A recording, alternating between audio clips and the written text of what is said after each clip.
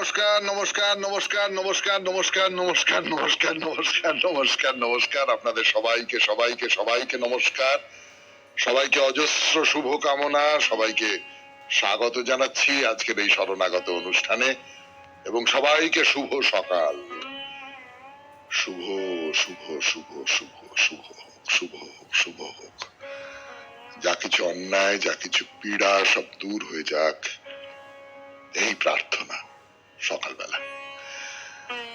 আজ নাগ পঞ্চমী, মনসা দেবী এবং অষ্টনাগ পূজার দিন। বেণীমাধব শীলের পঞ্জিকা অনুযায়ী আজকের দিনটার কথা বলি। আজকে 9ই শ্রাবণ 1431, ইংরেজির 25শে জুলাই 2024, বৃহস্পতিবার, চতুর্থী। সূর্যোদয়ের সময় ভোর 5:07, সূর্যাস্তের সময় সন্ধে 6:21। পূর্ব ভাদ্রপদ নক্ষত্র। আজকে জন্মে কুম্ভ রাশি, শূদ্র বর্ণ, মতান্তরে বৈশ্য বর্ণ, নরগণ। দিনের বেলা 3:03 গতে মীন রাশি, বিপ্রবর্ণ। আমাদের হোয়াটসঅ্যাপে চিঠি পাঠাবার নাম্বার 9831922927। চিঠির গোড়ায় অতি অবশ্যই SG লিখতে হবে। এবারে বলি আজকের অনুষ্ঠান সম্পর্কে। আজকের অনুষ্ঠানে প্রথমে তো পুরাণ চিরন্তন। পুরাণ চিরন্তনে এর আগের দিন যেটা বলেছিলাম যে প্রমোদরা আর রুরুর বিয়ে ঠিক হয়ে গেছে। প্রমোদরা হঠাৎ সাপের কামড়ে মারা গেছেন এবং রুরু হাহাকার করে কাঁদছেন। প্রমোদরাকে নিয়ে যাওয়ার জন্য দেবদূত এসেছেন। তা রুরু বলছেন, আপনি আপনি আপনি আমার আয়ুর থেকে খানিকটা অংশ ওকে দিন, ও বেঁচে থাকুক, আপনি আমার আয়ুর থেকে ওকে দিন। তো দেবদূতের মনে হয়েছে না, এটা খারাপ নয়। হ্যাঁ, প্রমোদরার আয়ু শেষ হয়ে গেছে, কিন্তু রুরু যখন নিজের থেকে তার আয়ুর খানিকটা অংশ প্রমোদরাকে দিতে চাইছে, তখন সেটা তো আমি সিদ্ধান্ত নিতে পারি না। সেটা তো এইরকম একটা অবস্থায় আমরা শেষ করেছিলাম গতদিনের পুরাণ চিরন্তন। তারপর স্বামী বিবেকানন্দের রচনা থেকে পাঠ, যোগের মূল সত্য। আমরা যোগের মূল সত্য নিয়ে খানিকটা পর্যন্ত পড়েছিলাম, তারপরের অংশ আবার খানিকটা পড়বো।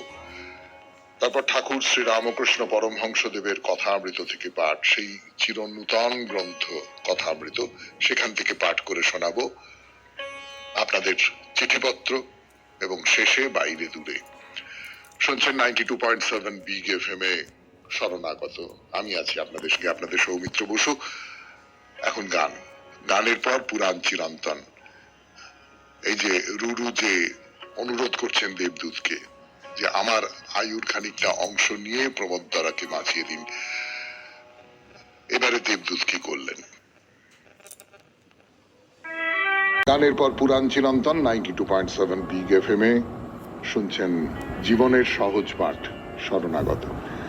তো দেবদূতকে তো রুরু বলেছেন যে আমার আয়ুর খানিকটা অংশ নিয়ে আপনি প্রমোদরাকে বাঁচিয়ে দিন। তো দেবদূত বললেন যে আচ্ছা ঠিক আছে, আমি যমরাজের কাছে গিয়ে দেখি তিনি কি বলেন। ততক্ষণে গন্ধর্বরাজ বিশ্বাবসু এসে গেছেন সেখানে। তো দেবদূতের সঙ্গে তিনিও চললেন যমরাজের কাছে। তার মেয়ের জীবন রক্ষা করবার জন্য তিনিও যমরাজকে অনুরোধ করলেন, কেন বিশ্বাবসুরই তো কন্যা এই যে প্রমোদরা, তাকে মেনকা ফেলে রেখে গিয়েছিল স্থূলকেশের আশ্রমে তিনি মানুষ হচ্ছেন, কিন্তু বিশ্বাবসু তো জানতেন সে কথা। তো তিনিও যাচ্ছেন।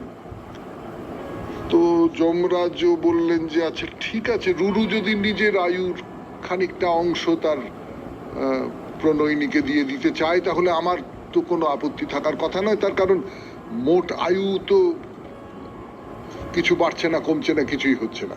ঠিক আছে, সে যদি মনে করে তাহলে দিক। তো রুরুর অর্ধেক আয়ু প্রমোদরাকে দিয়ে দেওয়া হলো। প্রমোদরা বেঁচে উঠলো।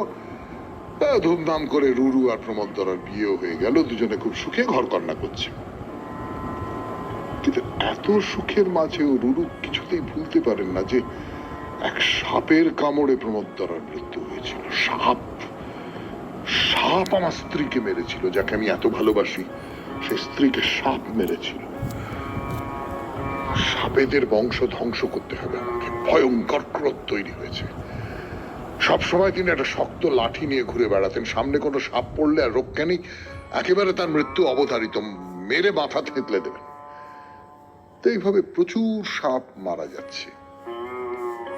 সেদিন রুরু জঙ্গলের রাস্তা দিয়ে হেঁটে যাচ্ছেন, তাই বলে রাস্তার উপরেই দেখলেন একটা সাপ শুয়ে আছে। ব্যাস, এই লাঠি উঠিয়েছেন, মারবো, কিন্তু সাপটা একদম মানুষের গলায় কথা বলে উঠল। রুরু তো থমকে গেলেন। তো সাপ বলল যে, তুমি আমাকে বিনা দোষে মারছো কেন? আমি তো তোমার কোনো ক্ষতি করিনি। রুরু বলছেন, সাপের কামড়ে আমার স্ত্রীর মৃত্যু হয়েছিল, সেই জন্য আমি ঠিক করেছি সাপেদের পুরো বংশটাই ধ্বংস করে দেবো। তো সাপ বলছে, এটা তুমি ঠিক করবে? একটা সাপের অপরাধের সাজা তুমি সমগ্র সর্পজাতিকে দেবে? আমি তো ঢোঁড়া সাপ, আমার কোনো বিষ নেই, আমি কাউকে মেরে ফেলতে পারি না, আমার সে ক্ষমতাই নেই। তুমি আমাকে মারবে কেন? মারবে? তোমার কোনো ক্ষতি করবার কোনো ক্ষমতাই আমার নেই। আমরা কখনো কোনো মানুষের অনিষ্ট করি না, তাহলে? তো রুরু বলে, ওসব আমি জানি না, ওসব আমি জানি না, আমি অত গভীরে ভাবিনি। আমার প্রিয়তমাকে কামড়েছে, তাই সাপ দেখলেই আমি তাকে মারবো, এইটাই হলো আমার পণ। শুনছেন প্রমোদদারার কথা, রুরুর কথা, সাপের সঙ্গে রুরুর কথাবার্তার কথা। 92.7 বিগ FM এ শুনছেন শরণাগত। ফিরে আসছি গানের পর। ঢোঁড়া সাপ, আমাকে মেরে তোমার কি হবে? আমার কোনো ক্ষমতাই নেই তোমার ক্ষতি করবার, তার কারণ আমার কোনো বিষ নেই। তো তুমি এইভাবে মারছো কেন আমাকে? কেন তুমি এইভাবে সাপেদের ধ্বংস করছো? তো আমার প্রিয় তোমাকে কামড়েছে, সেই জন্য আমি মারবো, এটাই আমার প্রতিজ্ঞা। তখন সেই সাপটা বলছে যে, এটা কি প্রতিজ্ঞা? রুরু, তুমি একজন পণ্ডিত মানুষ, তুমি একজন স্থিতধী মানুষ, তুমি তোমার সাধনা দিয়ে, তপস্যা দিয়ে তুমি মহর্ষি হবার পথে চলেছ। এই কথাগুলো ভুলে যেও না। তুমি সাপ যেহেতু তোমার প্রিয়তমাকে কামড়েছে, সেই জন্য পৃথিবীর সমস্ত সাপ তো এই অপরাধ করেনি। এই অপরাধটা তো করেছে একটি মাত্র সাপ। একজনের জন্য তুমি অনেক অনেক সাপকে শাস্তি দিতে পারো, তাদের মেরে ফেলতে পারো।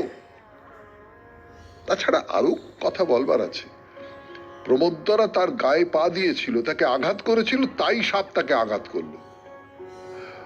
আপনাদের জানা আছে হয়তো, আমার মনে পড়ে গেল এই গল্প হঠাৎ করে, যে কালনাগিনী বেহুলার বাসর ঘরে প্রবেশ করেছে, লক্ষিন্দরকে মারবে, কিন্তু লক্ষিন্দর যদি কোনো অপরাধ না করে তাহলে কালনাগিনী কেমন করে মারবে?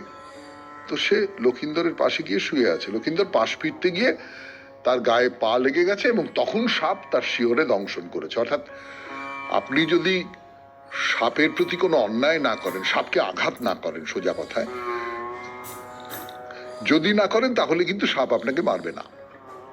তো এখানে এই সব কথাবার্তা হচ্ছে। তো এই কথায় রুরু যুক্তির দিক থেকে সত্যিই তো, একজন আপনার প্রতি একটা অন্যায় করেছে, আপনি সমস্ত মানব জাতির প্রতি রেগে গেলেন, বললেন মানব জাতিকে ধ্বংস করতে হবে। এইটি কি কোনো একটা এটা রীতি হলো? তো তখন রুরু বলছেন যে, আচ্ছা সত্যি করে বলুন তো আপনি কে? এইসব জ্ঞানীর কথা তো কোনো সাধারণ সাপের জানার কথা নয়। তখন সেই সাপ বলছে, আমি একজন ঋষি ছিলাম, আমার নাম ছিল সহস্রপাদ। মনে আছে খগম আর সহস্রপাদর গল্প? আমার বন্ধু ঋষি খগম আমার অপরাধের শাস্তি হিসেবে আমাকেই বিষহীন ঢোঁড়া সাপে পরিণত করেছে। তা এও বলেছিল যে রুরু ঋষির সহায়তায় আমি আবার নিজের রূপ ফিরে পাবো, তুমি সেই রুরু। তো রুরু বলছেন, হ্যাঁ আমি সেই রুরু, কিন্তু আমার ক্ষমতা দিয়ে কিভাবে আপনাকে আগের রূপে ফিরিয়ে দেবো সে তো আমার জানা নেই। তারপরে ওই সহস্রপাদ তার পরামর্শ মতো একটা আগুনের কুণ্ড তৈরি করা হলো এবং সেই সহস্রপাদ সেই আগুনের মধ্যে নিজেকে ছুঁড়ে দিল, মুহূর্তে ভস্মে পরিণত হলো। তারপরেই সেই আগুনের ভেতর থেকে বেরিয়ে এলেন এক ঋষি সহস্রপাদ, শান্ত সৌম্য। সহস্রপাদ রুরুকে প্রাণ ভরে আশীর্বাদ করলো। রুরু প্রণাম করলেন তার আগে, বলেন আজ থেকে অহিংসা ব্রত গ্রহণ করো, নির্দোষ সাপেদের এইভাবে মেরে ফেলবার কোনো মানে হয় না। সেই দিন থেকে রুরু আর কখনো কোনো সাপ মারেননি। ধ্বংসের হাত থেকে পুরো সর্প জাতি রক্ষা পেল। রুরু আর প্রমোদরা আবার সুখে ঘরকন্যা করতে লাগলেন এবং শেষ হলো আজকের পুরাণ চিরন্তন 92.7 বিগ এফএম এ শরণাগত অনুষ্ঠানে। এরপর গানের পর স্বামী বিবেকানন্দের রচনা থেকে পাঠ, যোগের মূল সত্য। মূল সত্য স্বামী বিবেকানন্দের এই রচনা যতখানি পড়ে শুনিয়েছিলাম আপনাদের এই 92.7 বিগ এফএম এ শরণাগত অনুষ্ঠানে, তারপর থেকে পড়ে শোনাই। ধরুন এখানে একটি দুর্গন্ধ রহিয়াছে, উহা আমার নাকের সংস্পর্শে আসিলে আমি বিরক্তি বোধ করিব। আমি যেন আমার ঘ্রাণেন্দ্রিয়র গোলাম, তাহা যদি না হইতাম, তাহা হইলে আমি ওই দুর্গন্ধের পরোয়া করিতে যাইব কেন? একজন আমাকে কটু কথা বলিল, উহা আমার কানে ঢুকিয়া আমার দেহ ও মনের মধ্যে রহিল। আমি যদি আমার দেহেন্দ্রিয় মনের প্রভু হই, তাহা হইলে আমি বলিব ওই শব্দগুলি চুলায় যাক, আমার কাছে ওইগুলি কিছুই নয়, আমার কোনো কষ্ট নাই, আমি গ্রাহ্য করি না। ইহাই হইল পরিষ্কার সরল সহজ সত্য। প্রশ্ন উঠিতে পারে, ইহা কি কাজে পরিণত করা যায়? মানুষ কি নিজ দেহ মনকে এইভাবে জয় করিতে পারে? যোগ বলে ইহা অবশ্যই সম্ভব। যদি নাও হয়, যদি তোমার মনে সংশয় থাকে, তবু তোমাকে চেষ্টা করিতে হইবে। নিষ্কৃতির অন্য পথ নাই। তুমি সর্বদা সৎ কাজ করিয়া যাইতে পারো, তথাপি তোমার ইন্দ্রিয় সমূহের দাসত্ব ঘুচিবে না, তোমাকে সুখ দুঃখের অধীন হইয়া থাকিতে হইবে। হয়তো তুমি প্রত্যেক ধর্মের দর্শন আয়ত্ত করিয়াছ। এদেশে তো লোকে গাদা গাদা বই লইয়া ফিরে, তাহারা পণ্ডিত মাত্র, কিন্তু ইন্দ্রিয়ের দাসত্ব হইতে পরিত্রাণ পায় নাই। সুখ দুঃখ বোধ তাহাদের অবশ্যম্ভাবী। তাহারা 2000 বই পড়িতে পারে, তাহাতে বলিবার কিছু নাই, কিন্তু যেই একটু কষ্ট আসিল, তাহাদের দুর্ভাবনার আর অন্ত থাকে না। ইহাকে কি মনুষ্যত্ব বলো? ইহা তো চরম নির্বুদ্ধিতার পরিচায়ক। মানুষে আর পশুতে প্রভেদ কি? আহার নিদ্রা ভয় ও বংশবিস্তার তো সকল প্রাণীর সাধারণ ধর্ম। মানুষের ক্ষেত্রে বৈশিষ্ট্য এই যে সে এগুলি আয়ত্ত করিতে পারে এবং এগুলির উপর প্রভুত্ব লাভ করিয়া ঈশ্বরের তত্ত্ব উপলব্ধি করিতে পারে। পশুর পক্ষে ইহা সম্ভব নয়। পরোপকার সাধনে মানুষের বিশেষ কি কৃতিত্ব? ইতর প্রাণীও পরোপকার করিতে পারে, পিপিলিকা, কুকুর, ইহাদের মধ্যেও উহা দেখা গিয়াছে। মানুষের স্বাতন্ত্র্য হইল আত্মজয়ে। কোনো কিছুর সংস্পর্শজনিত প্রতিক্রিয়াকে সে বাধা দিতে পারে। ইতর প্রাণীর এই সামর্থ্য নাই।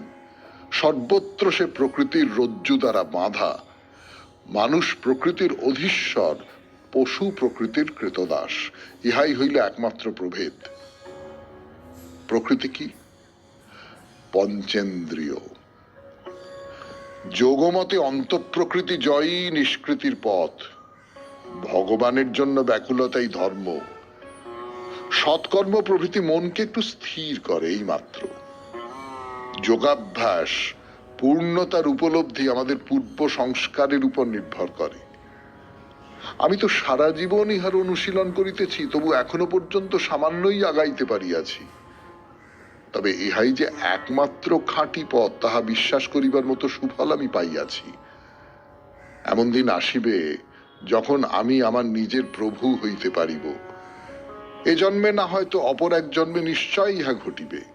চেষ্টা আমি কখনো ছাড়িব না, কিছুই নষ্ট হইবার নয়। এই মুহূর্তে যদি আমার মৃত্যু হয়, আমার সমুদয় অতীত সাধনা আমার সঙ্গে যাইবে। মানুষে মানুষে পার্থক্য কিসে হয়? তাহার পূর্বানুষ্ঠিত কর্মর দ্বারা। অতীত অভ্যাস একজনকে করে মনস্বী এবং অপরজনকে করে নির্বোধ। অতীতের অর্জিত শক্তি থাকিলে তুমি 5 মিনিটেই হয়তো কোনো কাজ সিদ্ধ করিবে। শুধু বর্তমান দেখিয়া কোনো কিছু সম্বন্ধে ভবিষ্যৎবাণী করা চলে না। আমাদের প্রত্যেককেই কোনো না কোনো সময় পূর্ণতা লাভ করিতে হইবে। শুনলেন স্বামী বিবেকানন্দের রচনা থেকে পাঠ, যোগের মূল সত্য। এবারে গানের পর ঠাকুর শ্রী রামকৃষ্ণ পরমহংসদেবের কথা, কথামৃত। এবার কথামৃত থেকে পাঠ, 92.7 বিগ এফএম এ শরণাগত অনুষ্ঠান শুনছেন। আমি আছি আপনাদের সঙ্গে, আপনাদের সৌমিত্র বসু। গানের পর এবার ঠাকুর শ্রী রামকৃষ্ণ পরমহংসদেবের কথা। মনির সঙ্গে ঠাকুরের কথাবার্তা হচ্ছে, তো মনি বলছেন যে আগে শাস্ত্রে দুরকম বলেছে। এক পুরাণের মতে কৃষ্ণকে চিদাত্মা, রাধাকে চিৎ শক্তি বলেছে, আর এক পুরাণে কৃষ্ণই কালী, আদ্যা শক্তি বলেছে। তো ঠাকুর এই দুটোর মধ্যে একটিকে বেছে নিচ্ছেন। তিনি বলছেন দেবী পুরাণের মত, এ মতে কালী কৃষ্ণ হয়েছেন। কালী কৃষ্ণ হয়েছেন, এই কথাটা একটু যদি একটু মানে আমি আমার মতন করে একেবারেই আমার যে অশিক্ষিত বিদ্যে বুদ্ধি সেই জায়গা থেকে আমি যদি ধরবার চেষ্টা করি, তাহলে এই কোথাও একটা আমি কালীও কালো, কৃষ্ণ কালো, এবং এই যে কালো, কালোই তো অনন্ত। মানে ধরুন এই কিছুদিন আগেই আকাশের রং নিয়ে আপনারা কত চিঠি লিখেছেন, তার মধ্যে দিয়ে এই কথাটা বেরিয়েছে যে আকাশের যে রংটা আমরা দেখি, সেই রংটা তো আসলে নানান কিছুর প্রতিফলন। তার কতগুলো বিজ্ঞানসম্মত ব্যাখ্যা আছে, কেন আকাশের রং নীল দেখি, কেন আকাশের রং কখনো কখনো যাকে সূর্যাস্তের রং বলে সেই রকমের গাঢ় কমলা রং দেখি, সেগুলো কতগুলো জিনিসের প্রতিফলনের ফলে। কিন্তু সেই প্রতিফলনগুলো যদি না হয় তাহলে আকাশ কালো। কালো মানে অনন্ত, কালো মানে যার যে রহস্যের কোনো সীমা সংখ্যা হয় না, যে রহস্যের কোনো সমাধান হয় না। তো কৃষ্ণ কালো, কালীও কালো।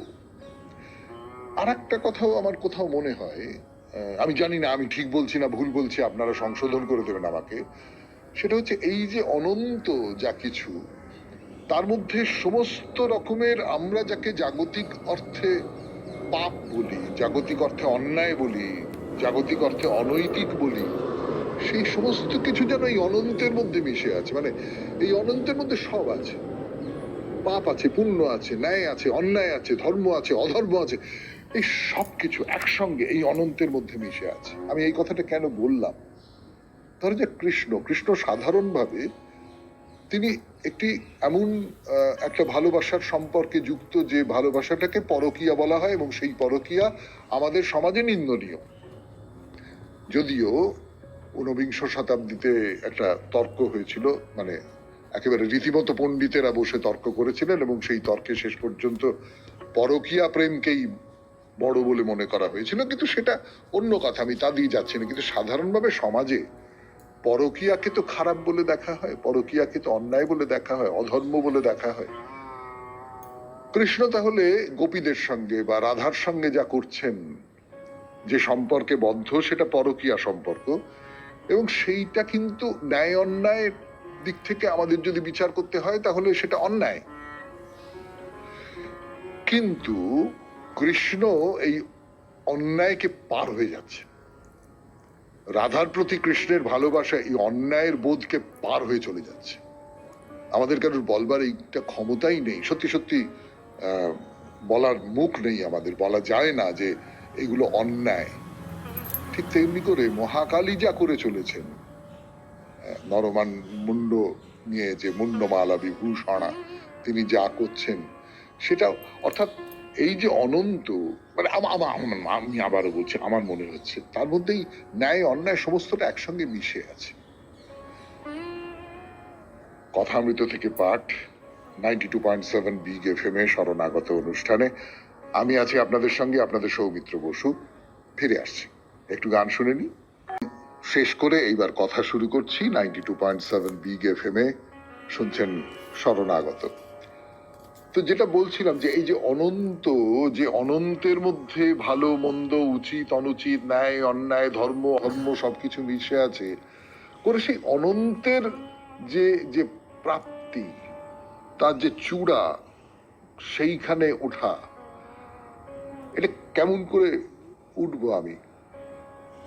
ঠাকুর যেটা বলেন, মনি বলছেন যে আপনি যেমন বলেছেন ছাদে ওঠা নিয়ে কথা, যে কোনো উপায় উঠতে পারলেই হলো, দড়ি বাঁশ যে কোনো উপায়, অর্থাৎ আমি কোন পথে যাব।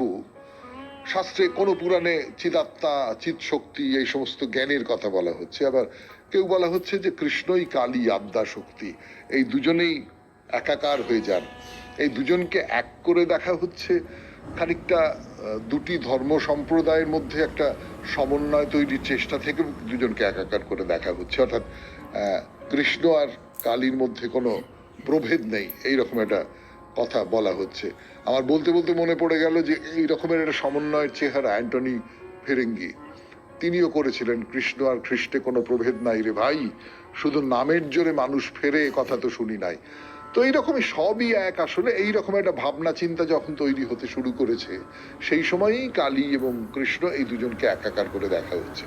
কিন্তু যেটা বলবার সেটা হচ্ছে যে কোনো ভাবে হোক ভাই তাকে পেতে হবে, যে কোনো ভাবে হোক ভাই ওই লক্ষ্যে পৌঁছতে হবে, সে যেভাবে হোক না কেন। ওই দড়ি, বাঁশ, সিঁড়ি, রেন পাইপ বেয়ে বেয়ে উপরে ওঠা, যে কোনো ভাবে হোক ওপরে উঠতে হবে আমাকে, এইটাই হলো আসল কথা। কোন পথ ধরে যাব এর বিচারটা জ্ঞানীর বিচার, জ্ঞানের বিচার, সেই বিচারের মধ্যে আমি যাচ্ছি না।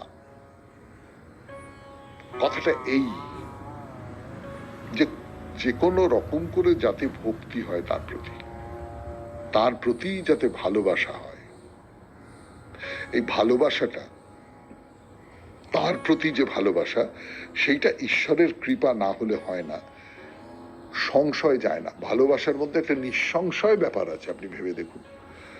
ভালোবাসার মধ্যে কিন্তু একটা গভীর বিশ্বাস আছে, আপনি ভেবে দেখুন। ধরুন আপনি একজনকে ভালোবাসেন, আপনি যখন বুঝতে পারলেন যে আপনি যা ভাবছিলেন লোকটা তাই নয়, তখন আপনার বিশ্বাসে কোথাও একটা ধাক্কা লাগলো তো, এবং সেই ধাক্কা কিন্তু ভালোবাসার উপরেও ধাক্কা তৈরি করলো, তাই না? আমরা অনেক সময় ভাবি যে ওকে আমি খুব ভালোবাসি, তারপর দেখা গেল সে ভেতরে ভেতরে অন্যরকম একটা কিছু, তখন প্রথম তো ধাক্কা খায় আমার বিশ্বাস, তার প্রতি বিশ্বাস, তারপরে সেই বিশ্বাস থেকে ধাক্কাটা ভালোবাসার দিকে চলে যায়। ফলে ভালোবাসা আর বিশ্বাস এই দুটো একেবারে অঙ্গাঙ্গিক ভাবে জড়িত। এই বিশ্বাসের উল্টো পিঠ হচ্ছে সংশয়। আমার মনের মধ্যে যদি কোনো বিষয় সম্পর্কে, কোনো মানুষ সম্পর্কে সংশয় থাকে, তাহলে আমার বিশ্বাস তৈরি হচ্ছে না, আর যদি বিশ্বাস তৈরি না হয় তাহলে ভালোবাসা তৈরি হচ্ছে না।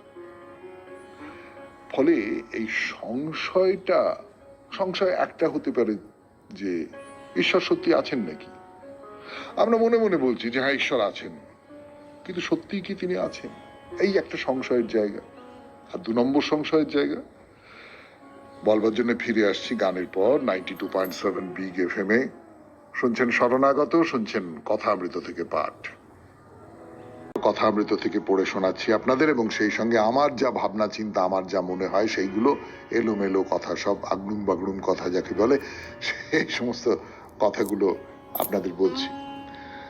একটা তো সংশয় হচ্ছে ঈশ্বর সত্যি সত্যি আছেন কিনা। এই সংশয়ে আমরা অনেকেই ভুগি। আমরা মুখে বলছি বিশ্বাস করি তাকে গভীরভাবে বিশ্বাস করি, তাকে ভালোবাসি, কিন্তু ভেতরে কোথাও একটা ওই সংশয়টা, মানে আমি সমস্ত সংশয়কে দূরে সরিয়ে রেখে তার দিকে ঝাঁপিয়ে পড়তে পারি না।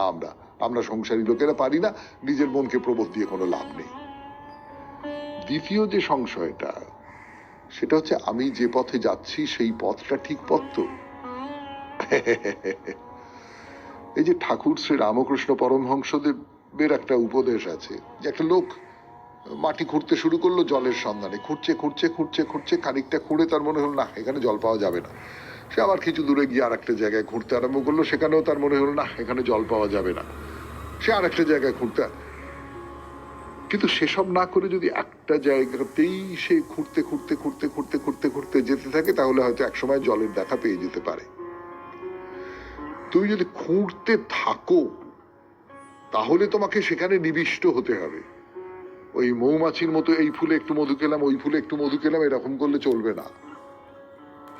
তাহলে সংশয় আর একটা, কোন পথে গেলে তাকে পাবো। একটা হচ্ছে তিনি আছেন কিনা, আর একটা হচ্ছে কোন পথে গেলে তাকে পাবো। এই দুটোই হচ্ছে আসল কথা। ঠাকুর কি বলছেন, নানা খবরে কাজ কি, একটা পথ দিয়ে যেতে যদি তার উপর ভালোবাসা হয় তাহলেই হলো। ভালোবাসা হলেই তাকে লাভ করা যাবে, ভালোবাসা হলেই বিশ্বাস আসবে, ভালোবাসা হলেই সমস্ত সংশয় দূর হয়ে যাবে, ভালোবাসা হলেই তাকে লাভ করা যাবে। তারপরে যদি দরকার হয় তিনি সব বুঝিয়ে দেবেন, সব পথের খবর বলে দেবেন। ঈশ্বরের উপর ভালোবাসা এলেই হলো, নানা বিচারের দরকার নেই। আরে আম খেতে এসেছো, আম খাও, কত ভালো কত পাতা এসবের হিসেবের দরকার নেই। হনুমানের ভাব, হনুমান কি বলতেন? আমি বার তিথি নক্ষত্র জানি না, এক রাম নিয়ে চিন্তা করি, ব্যাস, আর কিচ্ছু জানি না। শুনলেন কথামৃত থেকে পাঠ, 92.7 বিগ এফএম এ শরণাগত অনুষ্ঠানে গান, গানের পর আপনাদের চিঠিপত্র। 92.7 বিগ এফএম এ শরণাগত অনুষ্ঠান শুনছেন। এইবারে আপনাদের চিঠি পড়ব। আজকের চিঠিটি লিখেছেন ভবানী চক্রবর্তী মুখার্জি, কসবা, কলকাতা 42 থেকে। পড়ে শোনাই সেই চিঠি। এসজি শরণাগত চিঠি সৌমিত্র বাবু, সোমবার সকালে রবিবারের অনুষ্ঠান শোনানো, এখনই আসবে অনুযোগের চিঠি। আমার চিঠি যদি পড়া হয়, শরণাগত অনুষ্ঠান অপূর্ব, অনবদ্য, বোঝাবার ভাষা নেই। আমি হুগলির মেয়ে, চুঁচুড়া ঘড়িঘরের মোড় থেকে 10 ঘরা তারকেশ্বরের বাস ছাড়তো যখন, আপনার মুখে হুগলি জেলার কথা শুনতে পাই, আনন্দের সীমা থাকে না। সিঙ্গুরে থাকে শিবানী, কসবায় ভবানী চক্রবর্তী মুখার্জি। শরণাগতর সকলকে কলাকুশলী সৌমিত্র বসুকে শুভেচ্ছা। আমি বৃদ্ধা, ক্যান্সার আক্রান্ত, অপারেশনে ঘরবন্দি। ওই অনুষ্ঠান আমার বাঁচার অনুপ্রেরণা। যখন শুনি আজ এই পর্যন্ত, তখন ভাবি কাল শোনা হবে তো। আমার মতো কতজন আছেন, আপনাদের সকলের চিঠির মাধ্যমে ছেলেবেলা, আনন্দ, বেদনা, প্রশ্নের উত্তর পাই। সবারই একই ধাঁচ, ভবানী চক্রবর্তী মুখার্জি, কসবা, কলকাতা 42। আপনার অসুখের কথা শুনলাম, এবং এই অসুখে আপনি শরণাগত অনুষ্ঠানের জন্য অপেক্ষা করে থাকেন। সেইটা পড়ে বুকের ভেতরে একটা অসম্ভব কষ্ট আর অসম্ভব ভালো লাগা একসঙ্গে মিশে থাকছে। মনে হচ্ছে যে সারাদিন ধরে যদি আপনাকে শরণাগত শোনাতে পারতাম, আপনার মন ভালো করে দেবার সামান্যতম ক্ষুদ্রতম চেষ্টা করতে পারতাম, তাহলে কত ভালোই না হতো। কিন্তু সে তো কিছুতেই সম্ভব নয়। আপনিও জানেন, আমিও জানি, আমরা সবাই জানি। কি বলবো, আপনি ভালো থাকুন, শারীরিক কষ্ট, দুর্ভোগ যা কিছু, সেগুলোকে অতিক্রম করবার শক্তি পান, এবং শরণাগত যদি সে ব্যাপারে সামান্যতম সহায়তাও করতে পারে, তার চেয়ে বড় প্রাপ্তি আমাদের আর কিছু হতে পারবে না। আপনাকে নমস্কার জানাই। এবারে বাইরে দূরে 92.7 বিগ এফএম এ শুনছেন শরণাগত। এরপর ফিরে এলাম, আপনারা শুনছেন 92.7 বিগ এফএম এ শরণাগত অনুষ্ঠান। শুরু করছি বাইরে দূরে। কামারপুকুরে এসে আমরা আপাতত পাইন বাড়িতে। এখানে একটা অসাধারণ ঘটনা ঘটেছিল। শ্রী রামকৃষ্ণদেব, তখনও তিনি আমাদের ঠাকুর হননি, তখনও তিনি ওই গদাধর বা গদাই, যাত্রাপালায় শিব সেজেছেন। শিবরাত্রির দিন যাত্রাপালা হচ্ছে, রাত্রিবেলা তিনি শিবের পোশাক পরে, যেরম যেরম হয় আর কি, মাথায় জটা জুটো, গায়ে বাঘছাল, মঞ্চে উঠে তার ভেতরে জেগে উঠল উদ্দীপন। তিনি সমাধিস্থ হয়ে গেলেন। যারা ঠাকুরকে নিয়ে আগ্রহী, তার জীবনের গল্প পড়েছেন, জানেন, তাদের কাছে এই ঘটনা নতুন কিছু নয়। কিন্তু ঠাকুরের কথা মতোই কাশীর কথা শোনা একরকম, আর কাশীতে নিজে যাওয়া আর একরকম। তো নিজের চোখে কাশী দেখার স্বাদ কি আর কাশীর বর্ণনা শুনে পূরণ হয়? আপনার সামনে এখন সেই স্থান, সেই জায়গা যেখানে এমন একটা অলৌকিক ঘটনা ঘটেছিল। ভাবতেই কিরকম রোমাঞ্চ হয় না? দেখি তাহলে ভালো করে। এখানে একটা মন্দির তৈরি করে দেওয়া হয়েছে, ঝকঝকে মন্দির, খুব পরিষ্কার পরিচ্ছন্ন, কুটোটি ফেললে তুলে ফেলা যায়, একেবারে নতুনের মতো মনে হয়। একটা ছোট চার চৌকো যাকে বলে নাট মন্দির, হালকা হলুদ রঙের দেওয়ালে সার সার সব ছবি, ঠাকুরের ছবি আছে, শ্রীমায়ের ছবি আছে, মা কালীর ছবি আছে, আরো সব ছবি আছে। আর রোদ্দুরে ঝলমল ঝলমল করছে ঘরটা। এইবার গর্ভগৃহে ঢুকবেন, মানে একটা গ্রিলের দরজা, সেই দরজাটা পার হয়ে ভেতরে একটি শিবের মূর্তি। কিন্তু কেমন শিব? না, শিব ঠাকুরের যা যা কিছু আভরণ সে সবকিছুই আছে, কিন্তু তার মুখ বা দেহটি তো একটি বাচ্চা ছেলের। তার মানে ঠাকুর যে শিব সেজে অভিনয় করতে গিয়ে সাধনার স্তরে আরোহণ করেছিলেন, এই মূর্তির মধ্যে দিয়ে সেই স্মৃতিকেই জীবন্ত করে রাখা হয়েছে। সেই মূর্তির পায়ের কাছে রয়েছে ঠাকুর শ্রী রামকৃষ্ণ পরমহংসদেবের ফটোগ্রাফ। দেখলেন এই মন্দির। এইবারে বলি এই পাইন বাড়ি নিয়ে একটা গল্প। 92.7 বিগ এফএম এ শরণাগত অনুষ্ঠান শুনছেন। আমি আপনাদের সৌমিত্র বসু। এখন কামারপুকুরে পাইন বাড়িতে ঠাকুর কি করেছিলেন গানের পর। 92.7 বিগ এফএম এ শরণাগত অনুষ্ঠানে বাইরে দূরে এই পর্যায়ে কামারপুকুরের কথা বলতে বলতে যে এই পাইন বাড়িকে কেন্দ্র করে ঠাকুরের একটা দুষ্টুমি আখ্যান আছে, শোনাই আপনাদের। যদি জানা থাকে তাহলেও ভালো লাগবে, আর যদি জানা না থাকে তাহলে তো কথাই নেই। তো গল্পটা বলি।